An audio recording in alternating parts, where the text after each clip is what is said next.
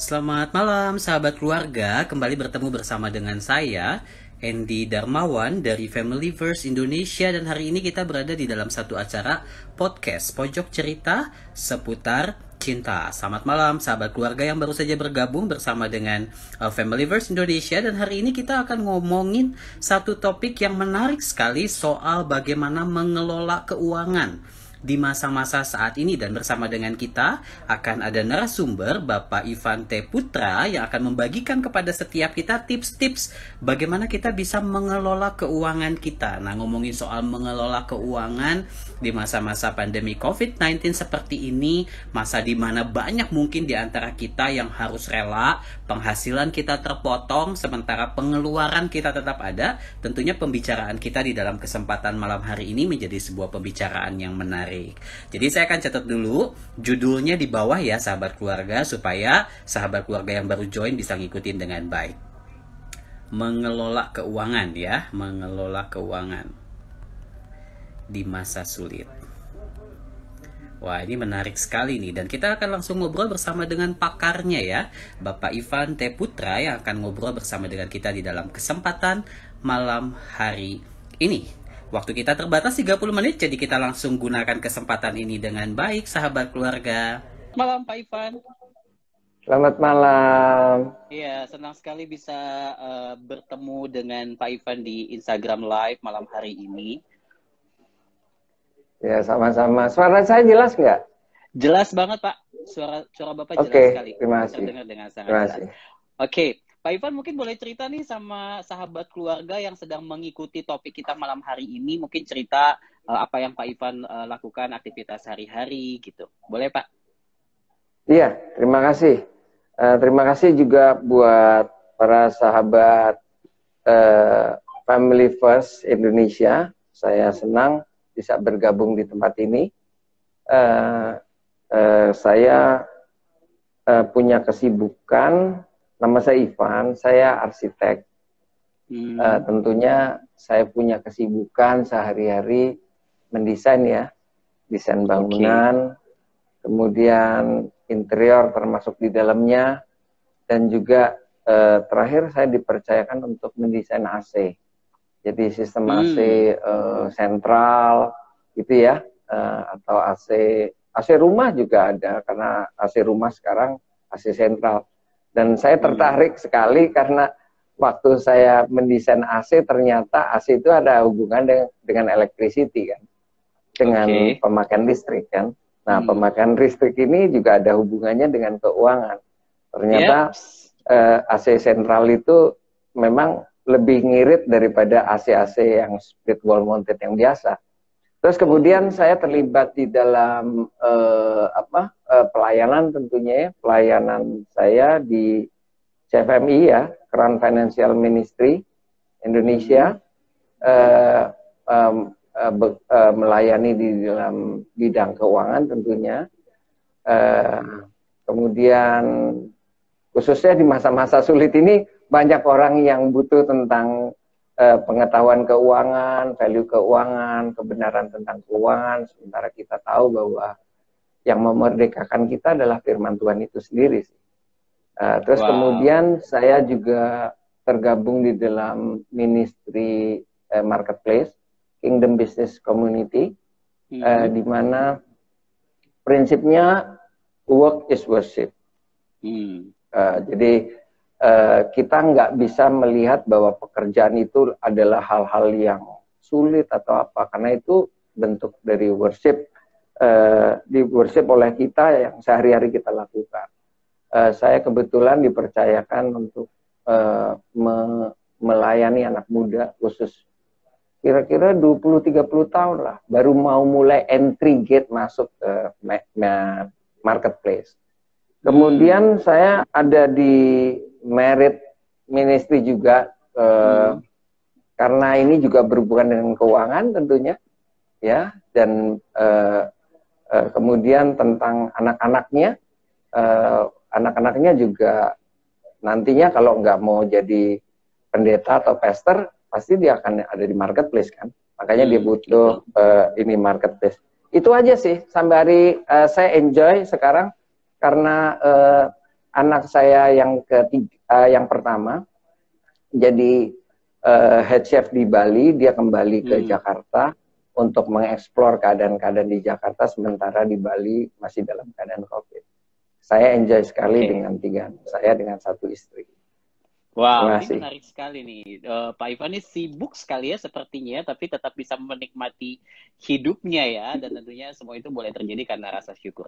Pak Ivan, mau tanya dong Pak, dengan situasi zaman sekarang nih Pak, tadi Pak Ivan sempat singgung, ada banyak orang yang share, ada banyak orang yang mungkin konsultasi nih di masa-masa seperti ini tentang bagaimana mengelola keuangan. Nah, sebelum berbicara masalah itu, kalau Pak Ivan sendiri melihat situasi sekarang ini seperti apa sih Pak? Mungkin boleh share kira-kira apa sih yang sebetulnya menjadi kesulitan dari banyak orang secara khusus terkait dengan finansial?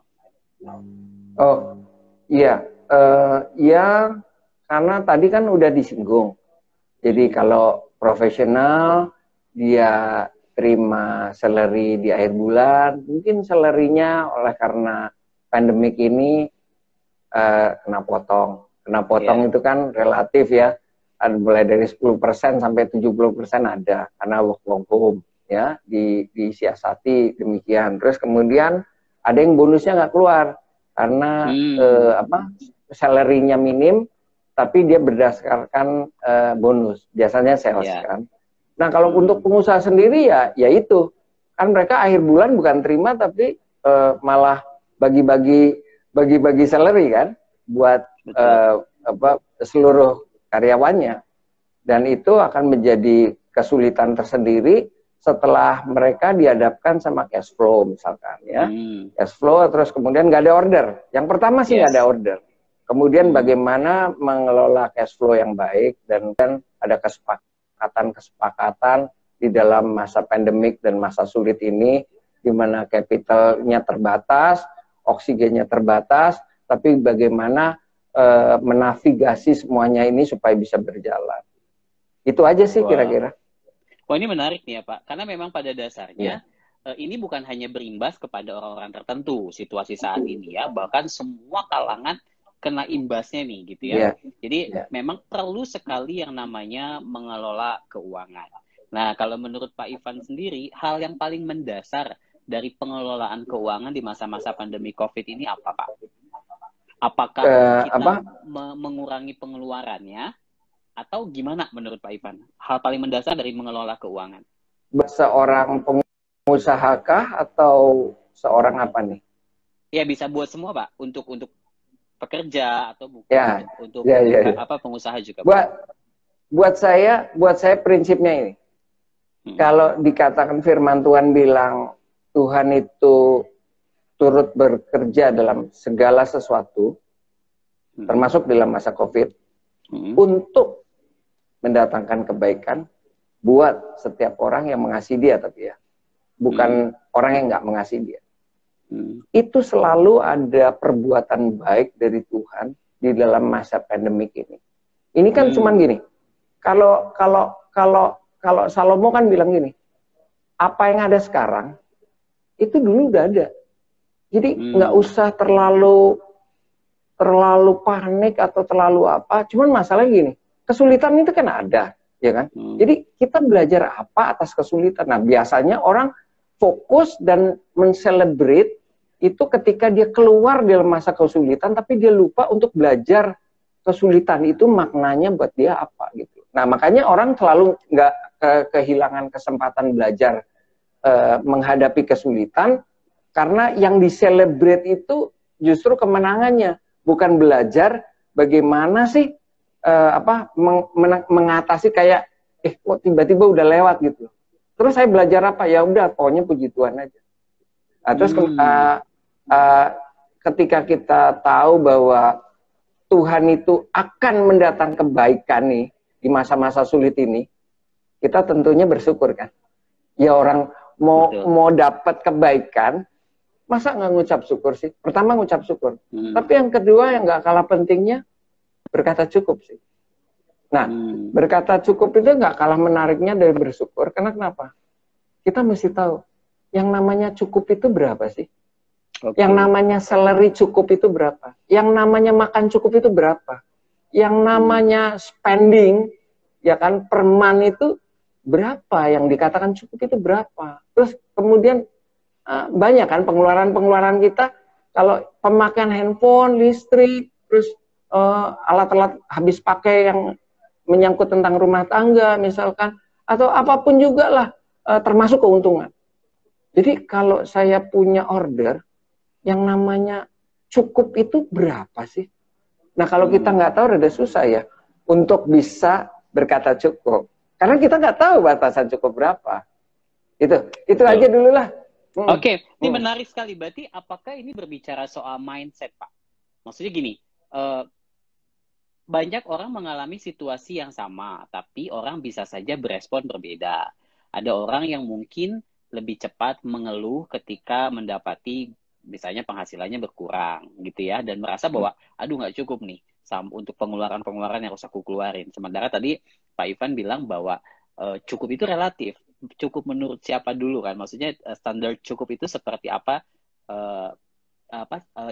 Ketika kita bersyukur, akhirnya kita bisa melihat kebaikan Tuhan di balik segala hal yang tidak mudah yang sedang kita alami. Nah, kalau menurut Pak Ivan, apakah ini masalah mindset? Kalau misalnya memang masalah mindset, apa yang bisa dilakukan oleh seseorang supaya tetap bisa memiliki mindset yang positif di tengah-tengah situasi seperti ini? Salah satunya tadi Pak Ivan boleh mengatakan bahwa melihat kebaikan Tuhan. Tapi kan masalahnya Pak, tidak semua orang get the point itu gitu. Mudah untuk, ya ini melihat kebaikan Tuhan.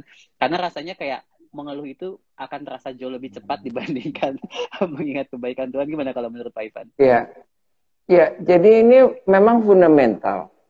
Jadi gini, kita bisa salah untuk milih handphone, misalnya. Salah beli handphone. Orang ada yang salah beli pompa air. Ya kan? Pompa airnya kekecilan kapasitasnya atau bahkan kebesaran. Ada orang yang salah pilih tempat usahanya sehingga kurang begitu ramai. Tapi ingat loh, kalau kita ini salah beriman, salah mempercayai value, itu salah iman itu nggak menyelamatkan kita loh. Nah kalau kita mau hidup selamat, kita mesti punya value, kebenaran yang diambil dari firman, itu yang benar gitu. Contoh nih ya. Kita ngerti nggak sih sebetulnya? Ini basic sebenarnya. Kita ngerti nggak sih? Bapak di sorga itu, dia itu punya kebutuhan mensuplai setiap keinginan anaknya.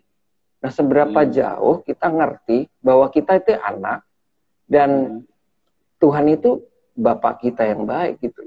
Nah, masalahnya kalau di satu restoran bilang you are what you eat, sebetulnya kekristenan itu bilang gini, apa yang kamu percaya yang kejadian, apa yang kejadian dalam dirimu itu tergantung apa yang kamu percaya. Nah sekarang apa yang kita percaya kan, sebenarnya kan gitu kan. Bapak di surga kan gimana ya, selalu kasih yang terbaik. Semua firman itu semuanya itu diperuntukkan untuk menguntungkan kita loh, bukan untuk menguntungkan Tuhan. Kalau menurut saya loh. Nah makanya seberapa jauh kita punya hubungan sama Tuhan. Nah dan seberapa jauh Tuhan itu bisa mengintervensi kehidupan kita ketimbang pengalaman kita, pengetahuan kita, akal kita, referensi kita. Ya maksudnya seberapa jauh, maksudnya kalau kita tempatkan Tuhan di nomor satu, ya udahlah biar dia yang ini. Karena hidup ini gini, kita kan jadi musafir ya. Memang nggak datang ke dunia nggak ini apa-apa kecuali gini. Betul. Kita itu memuridkan ya orang-orang di sini. Ya kan, pakai value-nya, value kerajaan. Tapi waktu kita diutus, sebenarnya harus hati-hati. Jangan-jangan kita itu kena value-nya dunia gitu. Nah, kalau udah kena value dunia ya susah dong. Maksudnya, apa yang kita percayai ya udah duniawi. Sehingga rancanganku bukan rancanganmu, itu ya kayak, Tuhan gimana sih? Ini kan mauku gini. Jadi kita nggak bisa jalan, nggak bisa bagus di hal-hal yang kata dunia ini jelek itu, yang nggak bisa ya jadi ikut jelek karena value-nya value dunia gitu kan. Nah sementara orang nggak percaya bahwa masa sih Tuhan mendatangkan kebaikan? Lah iyalah. Lah wong saya aja, ini cerita dikit boleh ya? Boleh. Cerita dikit boleh ya? Jadi saya kontraktor. Saya design and build. Okay. Apa kepikir sih kalau saya itu pivot, saya itu bukan pivot lagi, shifting usaha ya kan, nggak mematikan yang satu, tapi menghidupkan yang lain. Caranya gini, saya jualan beras itu untungnya cuma 2.000 per 2.000 rupiah, kira-kira 2.000 sampai 3.000 rupiah per 5 kilo. Jadi apa sih yang bisa dihasilkan dari apa yang bisa diperoleh dari penghasilan itu apa sih? Apalagi waktu pertama-tama, kelihatannya kan berat banget. Beras itu nggak bisa digosenin loh. Karena kenapa? Berat kan? Betul. Iyalah, untung segitu gimana kalau gosen ya makin rugi lagi kan. Jadi gini, waktu saya melangkah dalam hal yang kecil, itu kan small thing kan. Tuhan bilang gini, kalau kamu berani melakukan hal yang kecil, kamu setia maksudnya, berani setia melakukan yang kecil, aku akan mendatangkan sesuatu yang besar. Nah, waktu saya, ini contoh aja. Nah, waktu saya melakukan itu, saya ininya di kompleks, supaya jangan ada ongkir kan. Ini contoh. Ada ongkir. Nah, karena saya waktu itu pandemik 3 bulan, kolesterol saya naik, gula saya naik, lever saya keganggu. Ya kan? Jadi saya mesti olahraga. Jadi yang saya lakukan tiap kali keliling komplek, sembari nawarin beras. Nah, kemudian makin lama langganan saya makin banyak, dan kemudian saya bisa maintain langganan saya dengan cara olahraga. Kalau kamu setia sama hal kecil, Tuhan sendiri yang akan bukakan, bukan pikiranmu. Nggak sanggup lah manusia mikirin gitu. Nggak, ini salah satu contoh kecil yang saya alami. Begitu saya setia sama hal yang kecil tentang beras itu, desain and build saya jalan lagi. Saya nggak tahu kenapa.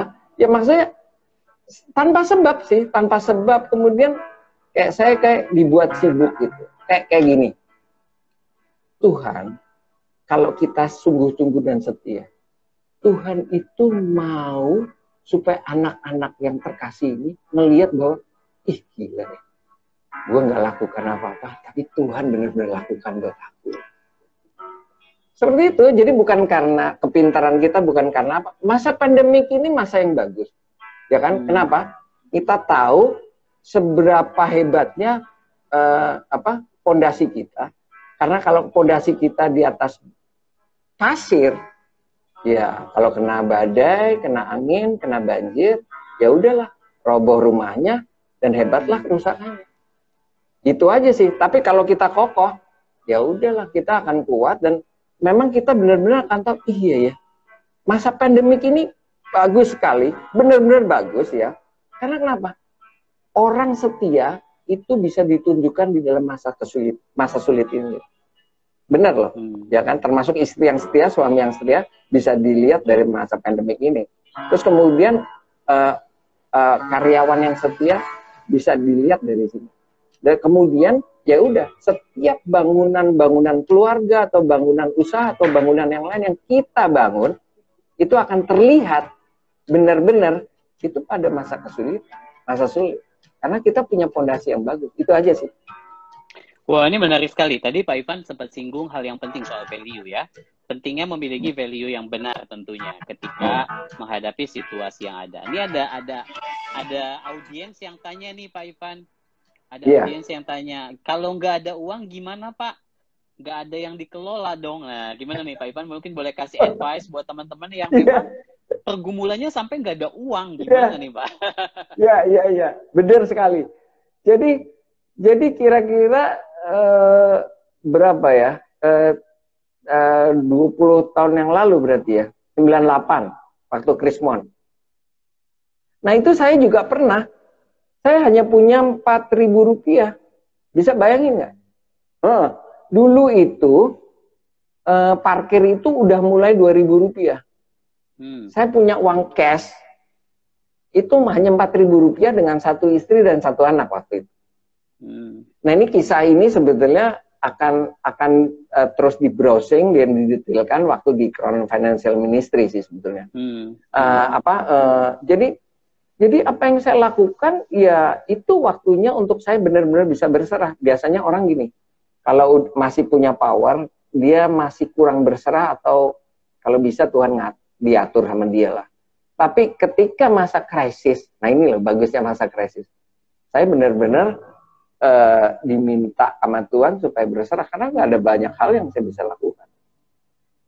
Dan waktu itu ya saya tentu aja memperketat segala sesuatu pengeluaran. Saya udah gitu dikejar-kejar sama debt collector lagi. Aduh, banyak banget lah. Itu kan saya pakai gesekan-gesekan kan. Karena nggak ada uang kan. Gimana pakai gesekan-gesekan, pakai ini. Ya udah akhirnya saya memperketat pengeluaran.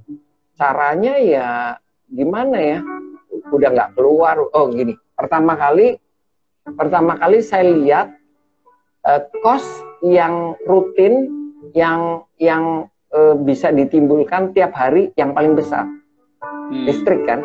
Nah itu AC. Tadi yang saya bilang AC.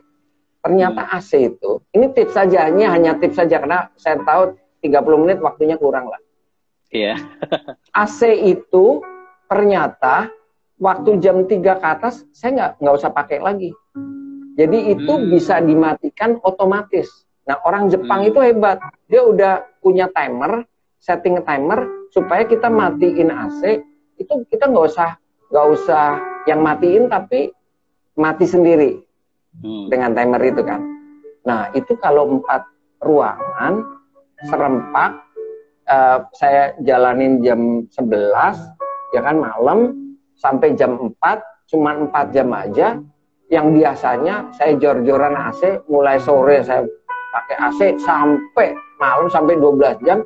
Itu kalau dari 12 sampai dikurangin 4 kan 8 jam kan. Benar nggak? Nah, maksudnya pengiritannya itu setiap 1 hari ya. Kalau 30 hari berapa tuh? Banyak banget kan? Sabun mandi. Sabun mandi itu dulu pakai sabun batangan saya. Nggak mau lagi pakai sabun cair. Nah, waktu udah mendingan pakai sabun cair. Sabun cairnya aja dicampur sama air dulu ya. Jadi ada banyak hal. Jadi gini, waktu itu saya benar-benar berserah sama Tuhan dan saya dekat sama Tuhan. Saya ngiri banget sama pegawai saya yang gajinya 3 juta waktu itu. Dia bisa survive. Nah saya kok nggak bisa gitu, ya kan? Jadi ada banyak kepanikan. Intinya gini loh, bukan berapa banyaknya uang yang kita harus kelola sih. Sebetulnya sikap kita ini sama Tuhan tuh gimana? 4.000 rupiah tuh bisa hidup loh. Nggak, 4.000 rupiah benar-benar bisa hidup. Dan waktu saya sungguh-sungguh, ada aja dah yang namanya kiriman, yang namanya apa. Tapi saya punya usaha juga. Usahanya waktu itu istri saya, ini dagangan spray. Ya apa aja. Apa aja. Pokoknya gini, kalau kita tahu bahwa Tuhan itu udah janji, udah nak, kamu setia aja sama hal yang kecil yang tadi saya ngomong. Aku sendiri yang akan membuat yang besar. Kenapa kita nggak percaya kalau hal kecil itu bisa jadi besar, kecil banget bisa jadi besar banget? Kenapa kita nggak percaya? Karena pengalaman dan pikiran kita yang membatasi itu nggak mungkin terjadi. Nah makanya kalau kita penting banget untuk kita percaya sih. Ya kalau kita nggak percaya apa terus yang kita mau percaya? Itu aja sih. Jadi bukan hidup ini bukan karena saya ngelola banyak, artinya saya harus prepare banyak tentang pengelolaan keuangan. Kalau uang saya sedikit, udah nggak usah. Sekarang bayangin aja, segala sesuatu kan milik Tuhan, termasuk uang milik Tuhan kan. Kadang orang itu berpikir bahwa 10% aja milik Tuhan, padahal 90% itu justru juga milik Tuhan kan. Nah masalahnya gini, kalau bosnya ini dikasih tahu, ya kan, Tuhan, ini loh pencatatan, walaupun dikit nggak apa-apa, tapi ini catatan. Kamu setia sama hal yang kecil ya? Oke, aku akan lakukan bagianku untuk memperbesar apa yang kecil dari dirimu. Wow. Itu aja sih kira-kira ya. Wow, ini luar biasa sekali nih. Tapi memang saya setuju ya. Pada akhirnya kita memang perlu berpikir bahwa segala sesuatu yang kita punya itu sumbernya dari yang di atas, dari Tuhan yang memiliki hidup kita. Justru di masa-masa begini, sejauh mana kita harus perlu belajar berserah kepada Dia yang memiliki hidup. Saya suka sekali dengan tadi apa yang Pak Ivan ungkapkan, bahwa masa pandemik ini justru menjadi masa yang baik sebetulnya untuk salah satunya menguji kita berdiri di atas dasar yang seperti apa. Apakah di atas pasir atau di atas batu yang kokoh yang menopang kehidupan kita. Wow, Pak Ivan, ini luar biasa sekali dan cukup banyak followers, viewers kita yang bilang bener banget Pak, mereka setuju bahkan kasih jempol dengan tadi apa yang Pak Ivan ungkapkan. Nah, waktu kita nggak lama lagi nih Pak Ivan, nggak terasa ternyata cuma 5 menit lagi. Mungkin Pak Ivan boleh kasih tips-tips praktis Pak soal bagaimana sih mengelola keuangan di masa-masa sulit supaya bisa jadi pemenang seperti Pak Ivan yang pernah ngelewatin masa-masa yang cukup berat dalam hidup. Boleh Pak, tips-tips praktis Pak? Iya, jadi gini, kita mesti banyakin meeting lah sama Tuhan, banyakin meeting sama Tuhan, ya, karena di dalam Tuhan itu, jadi kemuliaan Tuhan itu merahasiakan segala sesuatu. Tapi kemuliaan raja-raja itu menemukan segala sesuatu. Kita mesti percaya, waktu Adam dan Hawa itu diciptakan, Taman Eden itu disediakan buat Tuhan. Jadi setiap kita dilahirkan oleh Tuhan, itu pasti diberikan Taman Eden masing-masing. Jadi nggak usah berebut, nggak usah ngiri, nggak usah, kan udah disiapin. Yang penting gini, kemuliaan raja-raja yang menemukan segala sesuatu, Taman Edennya kita. Udah, tapi gini, bagaimana sih menemukan Taman Eden? Kalau kita itu nggak punya hubungan sama Tuhan, nggak, caranya gimana? Contoh ya. Jadi kalau di balik kamera saya ini, kalau ada istilahnya ada remote ini ya, ada remote ini kan, remote AC ini kan. Ya. Yeah. Ini remote AC bisa saya lihat kan. Tapi kalau remote AC ini di balik kamera saya nggak bisa lihat. Tapi mau tanya, remote AC-nya ada nggak? Ada nggak remote AC-nya? Ada ya. Ada. Cuman kita belum tahu kan. Nah itu kayak gitu, Taman Eden itu kayak gitu. Tinggal nyari doang. Satu itu, ya kan, rajin meeting sama Tuhan. Yang kedua mungkin kita tuh mesti tahu harus melakukan apa yang Tuhan mau ya mestinya ya. Apa yang Tuhan mau. Nah biasanya tuh pas rancanganku bukan rancanganmu tuh kita agak-agak kurang pas. Masa sih saya disuruh begini? Masa sih suruh begitu? Masa sih kayak misalkan nih, ini cerita aja. Teman saya itu waktu belum pandemik itu dia udah tahu bahwa pandemik akan masuk Indonesia. Ya. Jadi dia siap-siap untuk mempersiapkan segala sesuatu termasuk hand sanitizer, masker, dan yang lain-lain itu yang kita kenal sekarang tuh. Oh, APD, termasuk APD. Dia masukin dari Cina banyak banget. Begitu masuk bulan Maret itu, udah, dia panen bulan April. Tapi sebelum dia panen total, Tuhan tiba-tiba ngomong di dalam mimpi dia, kasihin ya buat orang-orang karena orang-orang membutuhkan. Pas waktu itu kan memang APD dan lain-lain kan nggak ada kan di bulan pertama kan. Dia kasihin loh. Dia kasihin. Wow. Berat nggak? Ya berat lah. Nah itu ya, itu sebagai latihan kita tuh mau mempercayai Tuhan apa enggak sih? Kita percaya tapi mau mempercayai Tuhan apa enggak gitu masalahnya. Nah kalau kita percaya sama Tuhan, ya gimana sih ya? Hidup ini kan ada makanan dan pakaian, itu ada makanan dan pakaiannya aja cukup katanya. Yang lebihnya cuman mendongkrak gengsi aja sih sebetulnya. Jujur aja sih, mendongkrak gengsi. Karena mobil juga yang fungsinya sama aja. Supaya jadi transportasi, nggak kehujanan. Kenapa mesti beli mobil yang lebih mewah? Ya untuk gengsi sih Pak. Masa sih saya pengusaha masa pakai begitu, masa saya pendeta terkenal pakai gitu, masa sih saya song leader pakai begitu, masa saya pakai begitu. Wah, ya enggak, ya susah ya. Artinya kita kan udah dikasih rumus fisika nih, ya kan? Kalau gaya itu sebanding dengan tekanan. Rumus fisika. Gaya itu sebanding dengan tekanan. Jadi makin banyak gaya, betul. Makin banyak tekanan. Itu. Makin banyak tekanan. Karena permukaannya kecil kan, penampangnya kecil kan. Ya itu aja. Terus apa ya? Tadi Betul. pertanyaannya itu kan tips apa aja kan? Jadi Ya, tips berhubungan praktis, dengan Pak. Tuhan. Ya, tips praktis apa aja. Ya, Lalu berhubungan apalagi, Pak, dengan selain Tuhan. ya dekat Mengucap dengan syukur. Tuhan? Terus kemudian tadi apa? Jangan banyak gaya. Terus ini nyatet pengeluaran. Nah, banyak orang nggak mau nyatet pengeluaran nih. Dia pikir apa yang dia hasilkan dalam pekerjaan dia itu adalah jerih payah dia, bukan dari Tuhan. Ini bahaya loh. Dan setiap kali saya mencatat, kayaknya ada sesuatu yang Tuhan kerjakan. Nah ini luar biasa. Kenapa? Tuhan itu senang. Ya ibarat kita bos, kita punya orang finance. Orang finance kasih laporan keuangan ke kita dengan baik. Dan dia menunjukkan bahwa dia bisa mengelola dengan baik. Naik nggak jabatannya? Naik nggak salary-nya? Naiklah. Sebaliknya, kalau nggak lakukan, ya udahlah diragukan ya. Kok habis terus? Kemarin kan udah minta. Kok habis terus? Iya Pak, soalnya ini apa saya nggak keburu nyatet Pak. Saya nggak keburu nyatet. Sebulan diokein, 2 bulan pertanyaan, 3 bulan ya udahlah. Saya nggak mau pakai lagi lah kamu. Nah Tuhan juga kayak gitu. Ya kan maksudnya, ya udahlah, aku akan percayakan sama orang yang setia.